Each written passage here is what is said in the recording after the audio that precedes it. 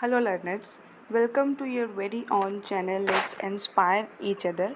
So, today we are going to start a new topic of corporate accounting, that is, valuation of goodwill.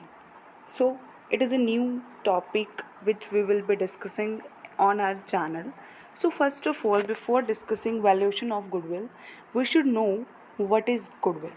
So, basically, goodwill means the good name or the reputation earned by the firm कि goodwill क्या होती है कि किसी भी firm ने कोई good name earn किया है या फिर उसकी जो रेपुटेशन है उसको हम क्या बोल देते हैं गुड नेम, और रेपुटेशन उसको हम क्या बोल देते हैं गुडविल.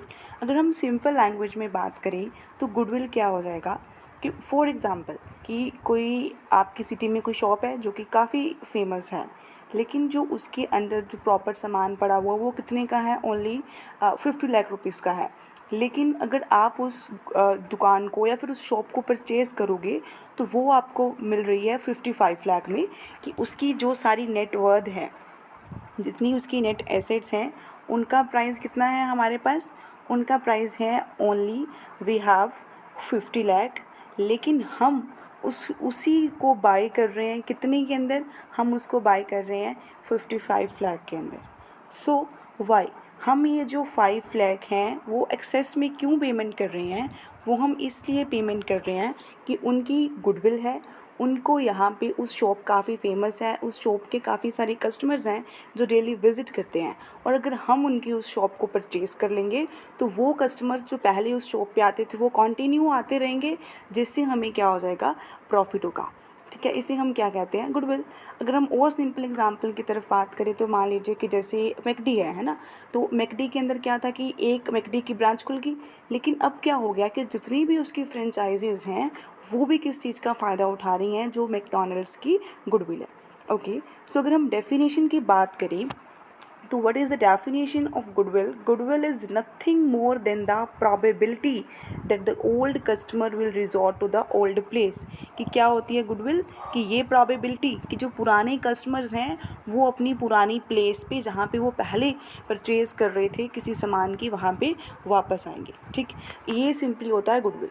आई होप आपको गुडविल का मीनिंग समझ में आ गया होगा. सिंपली क्या होता है कि गुडविल कि जो भी किसी बिज़नेस की रेपुटेशन है, उस रेपुटेशन की वजह से क्या होएगा, उसकी सेल्स ज़्यादा होएंगी, सेल्स ज़्यादा होने की वजह से उसको प्रॉफिट होते हैं, और उसको हम क्या बोलते हैं, goodwill. Now we have to do the features of goodwill कि गुडविल की कौन कौन सी फीचर्स होती हैं. So first one is it is intangible asset. So goodwill क्या है, एक एसेट है, बिकॉज इसका हमें काफ़ी बेनिफिट मिलता है जितने भी ईयर्स में हम प्रोडक्शन करते हैं, फिर उसकी सेल होती है, बिकॉज हमारे कस्टमर्स क्या हो जाते हैं, इंक्रीज़ हो जाते हैं, किसकी वजह से, गुडविल की वजह से. लेकिन क्या गुडविल को हम देख सकते हैं, नो. ये क्या होती है, इनटैंजिबल इन नेचर होती है. उसके बाद आता है it is liable to constant fluctuations, कि ऐसा नहीं है कि हमने ये क्या दिया कि जो गुडविल है वो एक इंटैंजिबल एसेट है और उसकी ना ही कोई डेप्रिसिएशन होएगी ना ही कोई वियर एंड टियर होएगी. लेकिन इसका मतलब ये नहीं है कि एक बार जो आपकी गुडविल की वैल्यू सेट होगी तो वो वही रहेगी. फॉर एग्जांपल एक शॉप थी, वो बहुत अच्छी चल रही थी और लोगों का उसके ऊपर विश्वास था कि वो जो भी क्वालिटी देंगे, क्वालिटी प्रोडक्ट प्रोवाइड करेंगे, अच्छी क्वांटिटी देंगे, जितनी क्वांटिटी हमने मांगी है उतनी क्वांटिटी देंगे और बिल्कुल स्टैंडर्ड प्रोडक्ट्स हमें प्रोवाइड करेंगे. लेकिन इन केस अगर एक भी कस्टमर को ऐसा प्रोडक्ट चला गया जिसकी क्वालिटी डाउन थी, जो स्टैंडर्ड्स के अकॉर्डिंग नहीं थी, या फिर जिसकी क्वांटिटी कम थी, उससे क्या हो जाता है, उस शॉप की जो गुडविल है वो ओवरऑल इफेक्ट हो जाती है. गुडविल के अंदर कांस्टेंट फ्लक्चुएशंस होती रहती हैं, मतलब ये कभी इंक्रीज़ हो जाती है एंड कभी ये क्या हो जाती है, डिक्रीज़ हो जाती है. ठीक, ये होती है जी constant fluctuations. Then we have it is valuable only when entire business is sold, कि जो हमारी गुडविल है इसकी वैल्यू कब आएगी. फॉर एग्ज़ाम्पल हमने ये कहा कि ये हमारी क्या है, एक एसेट है. उसी तरीके से आपकी कोई एसेट है, आपके पास कोई मशीनरी पड़ी हुई है, ठीक है, और वो मशीनरी आपकी कितने की है, 10 लाख की है, और आपको पैसे चाहिए तो आप उस मशीनरी को बेच के 10 लाख आपको मिल जाएंगे. अगर हम उसकी मार्केट वैल्यू की बात करें तो उसकी मार्केट वैल्यू 10 लाख है, तो आप उस एसेट को बेच के अपने पास पैसे ला सकते हो. लेकिन क्या अगर गुडविल भी हमारी एसेट है तो क्या गुडविल को हम जब भी चाहें तब बेच के उससे मनी या फिर कैश ले सकते हैं, no. It's not possible.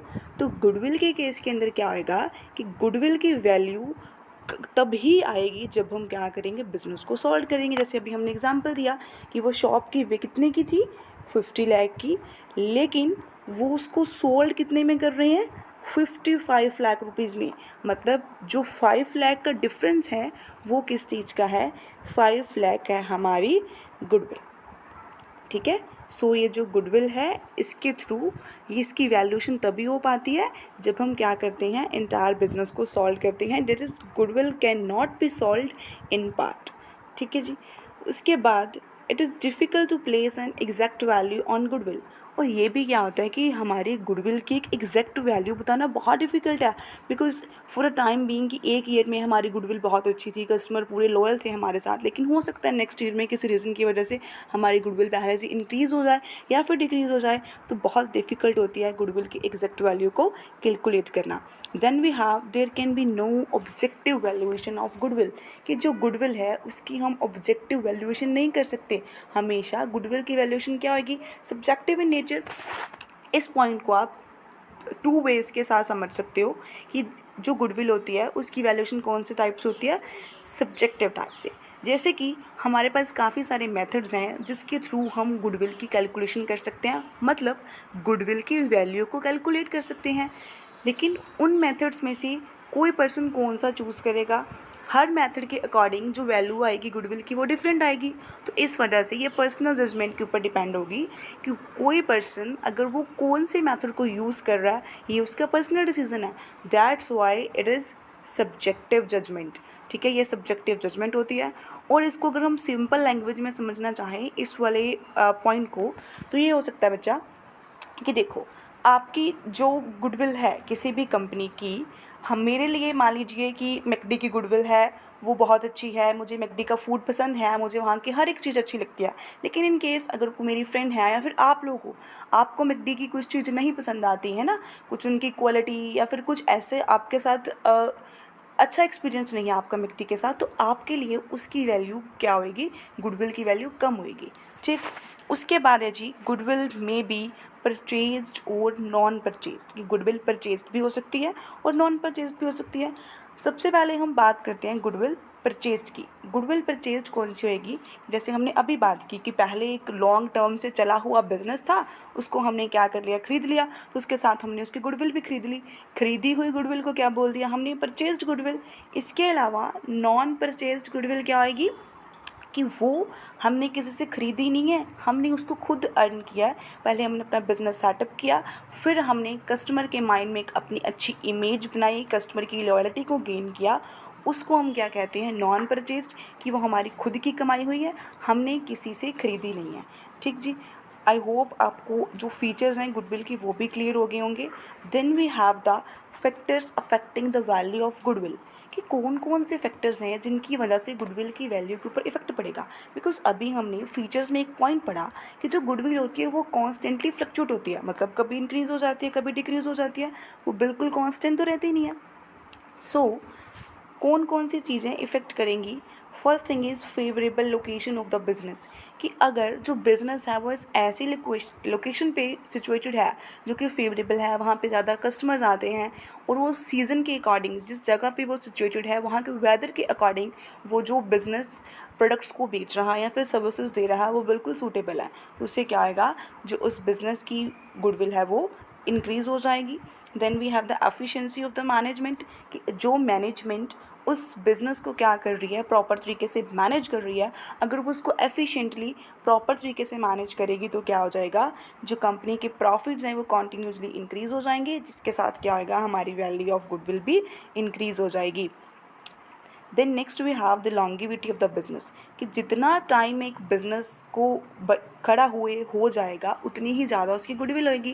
Because for example एक कोई पुराना है, जैसे कि नेस्ले है, मैगी का ब्रांड है, उसको वो काफ़ी टाइम से आया हुआ है, लोग उसको काफ़ी टाइम से जानते हैं। लेकिन अगर हम बात करें कि आजकल कोई न्यू मैं अपना ही ब्रांड बना दूँ, है ना, कोई मैगी का ब्रांड, तो लोग उसके बारे में इतना नहीं जानेंगे। तो older business is better known to its customers, कि पुराना बिजनेस उसके कस्टमर्स उसको अच्छे से जानते होते हैं, जिसकी वजह से उनकी क्या होती है, more goodwill.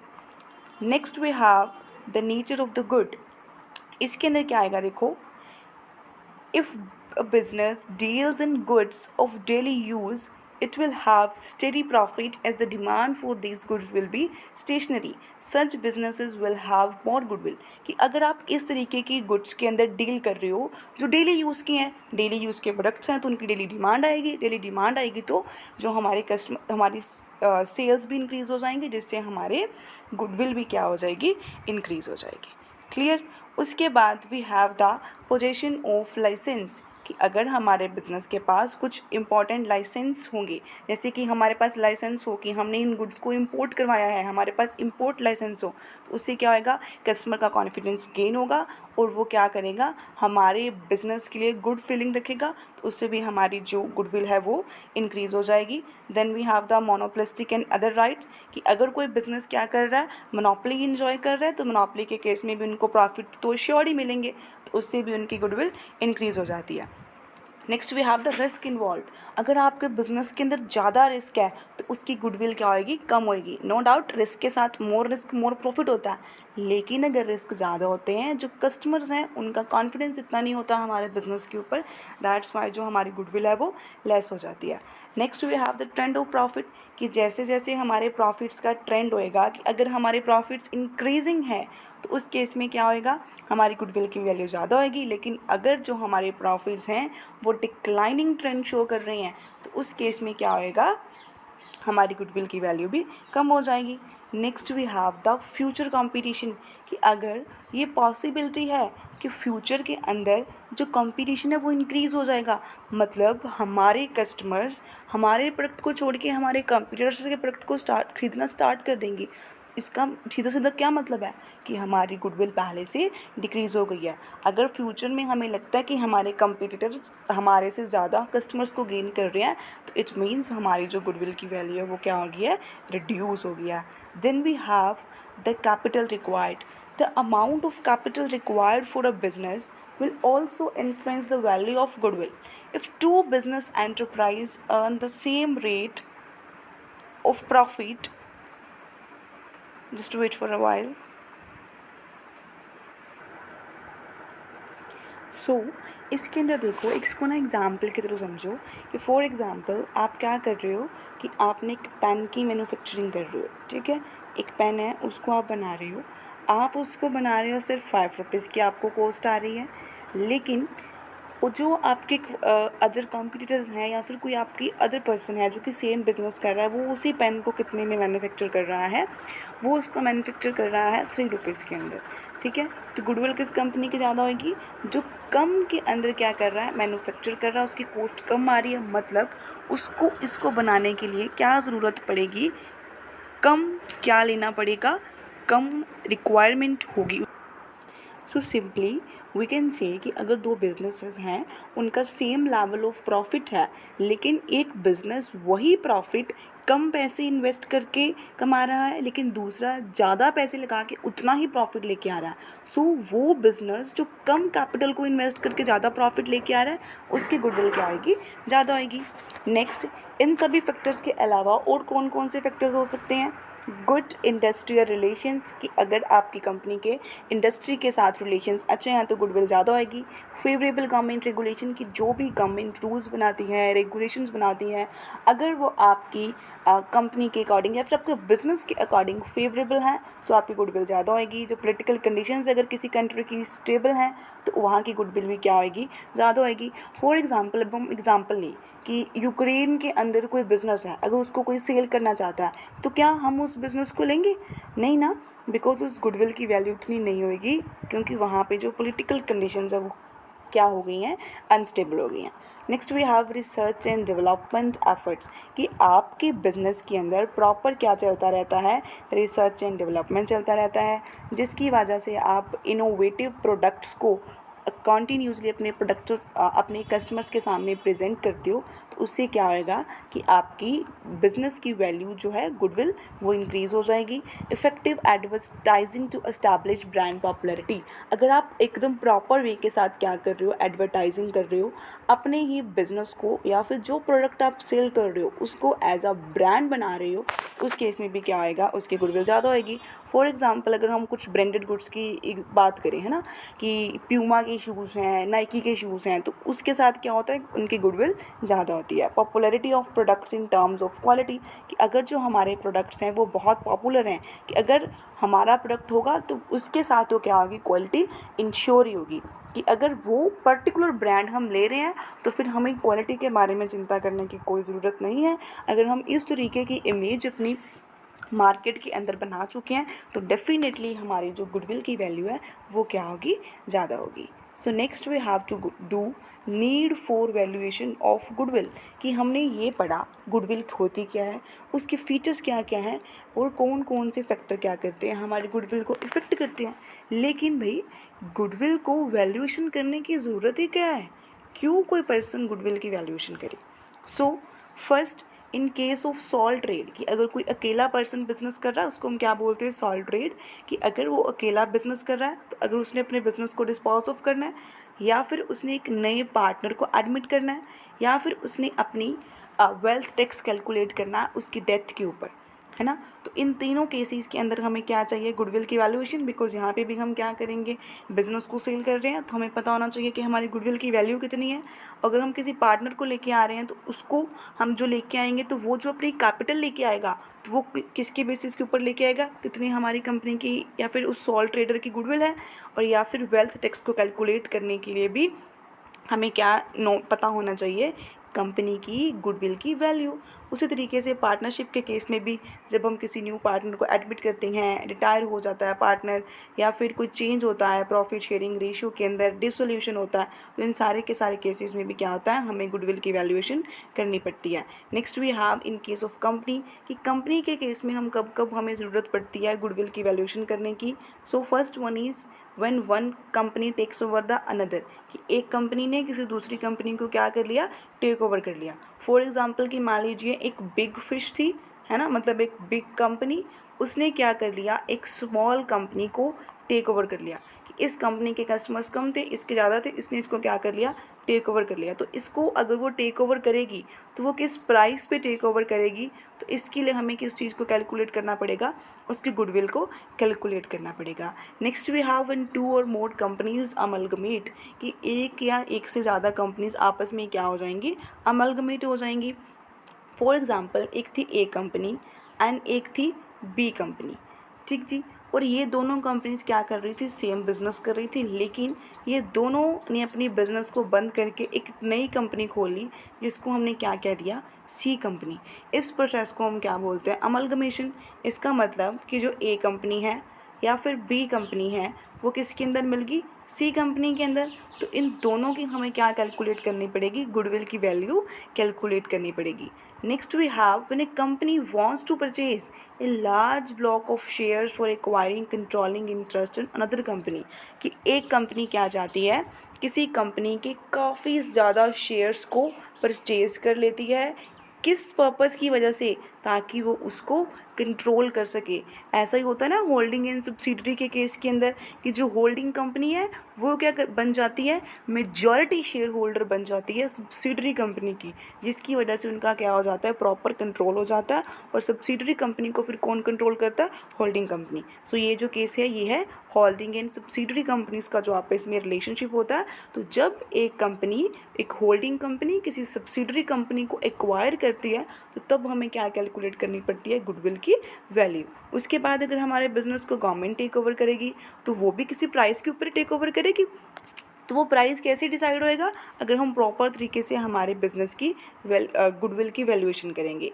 Next we have कि अगर हमें जो हमारे शेयर्स हैं उसकी वैल्यू कितनी है वो हमें स्टॉक एक्सचेंज से नहीं पता चलता, इस केस के अंदर शेयर्स की वैल्यूएशन के लिए भी हम किस चीज़ को देखेंगे, हम उसकी गुडविल की वैल्यू को देखेंगे, कि अगर उस कंपनी की गुडविल क्या है, ज़्यादा है, तो क्या होगा, उसकी जो शेयर्स की वैल्यू है वो भी क्या होएगी, मोर होएगी।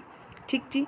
तो ये सारे पॉइंट्स थे कि किस किस वे से हम क्या कर सकते हैं, जो हमारी गुडविल है कि वो हमें क्यों कैलकुलेट करनी पड़ती है। सो ये था बेसिक्स ऑफ गुडविल कि गुडविल क्या होती है, उसके फीचर्स क्या होते हैं, कौन कौन से फैक्टर्स हैं जो गुडविल को इफ़ेक्ट करते हैं। एंड देन हमने लास्ट में क्या किया है, then we have done the need for valuation of goodwill कि हम गुडविल की वैल्यूएशन क्यों करते हैं। So next we have methods of valuation of goodwill कि कौन कौन से मेथड्स हैं जिनके साथ हम क्या कर सकते हैं, गुडविल की वैल्यूएशन कर सकते हैं। देखो, जो गुडविल की वैल्यूएशन है उसको करने के लिए हमारे पास 5 मेथड्स हैं। Average profit method, super profit method, capitalisation method, purchase consideration method and annuity methods. ये सारे हमारे क्या हैं, सिंपल से मेथड हैं। सो नेक्स्ट वीडियो के अंदर हम एवरेज प्रॉफिट मेथड और सुपर प्रॉफिट मेथड को डिटेल के अंदर डिस्कस करेंगे, और नेक्स्ट के अंदर हम capitalisation method, purchase consideration and annuity method को कंप्लीट कर लेंगे। सो जल्दी से आज जो हमने किया उसको हम रिवाइज करते हैं। गुडविल क्या होती है, किसी भी कंपनी की रेपुटेशन जिसकी वजह से उसको क्या होते हैं, प्रॉफिट होते हैं। अगर हम इसकी डेफिनेशन की बात करें तो लॉर्ड एल्डन के अकॉर्डिंग गुडविल क्या होती है, प्रोबेबिलिटी होती है कि जो हमारे ओल्ड कस्टमर्स हैं वो ओल्ड प्लेस के ऊपर आएंगे। उसके बाद अगर इसकी फीचर्स की बात करें तो ये इंटेंजिबल एसेट होती है, इसके अंदर कॉन्स्टेंट इंक्रीज या फिर डिक्रीज चलता रहता है। इसकी वैल्यूएशन तभी होती है जब हम बिजनेस को बेचते हैं। अगर हम पार्ट ऑफ गुडविल बेचना चाहते हैं तो ऐसा पॉसिबल नहीं है। हमारी गुडविल की एग्जैक्ट वैल्यू क्या है उसको कैलकुलेट करना बहुत ही डिफिकल्ट प्रोसेस है। जो गुडविल है वो क्या है, सब्जेक्टिव वैल्यूएशन होती है उसकी, वो पर्सनल जजमेंट के ऊपर डिपेंड करती है। गुडविल परचेज भी हो सकती है, नॉन परचेज भी हो सकती है।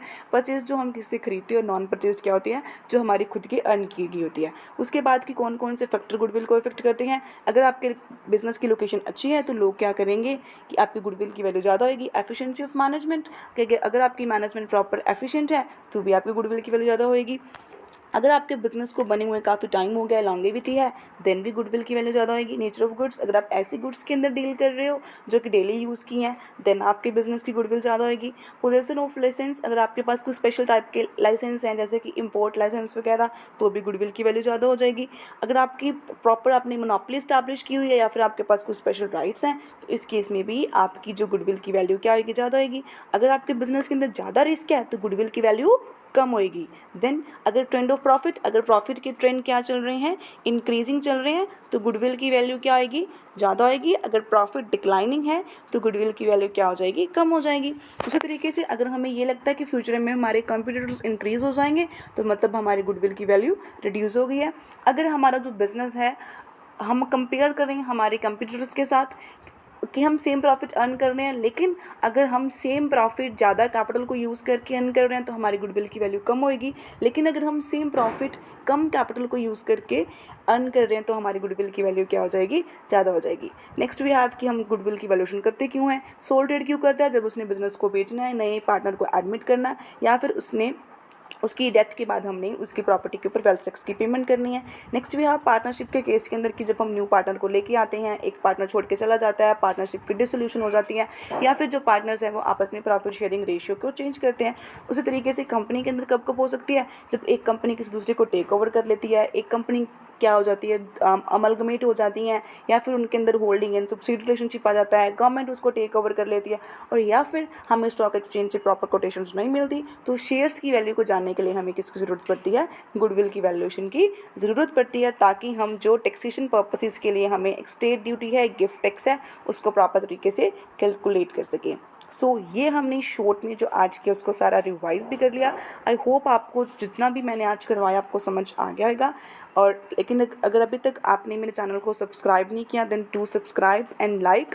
और अगर कोई भी डाउट रह गया तो आप कमेंट सेक्शन के अंदर कमेंट करके पूछ सकते हो। Okay, thank you for watching, keep learning, keep studying.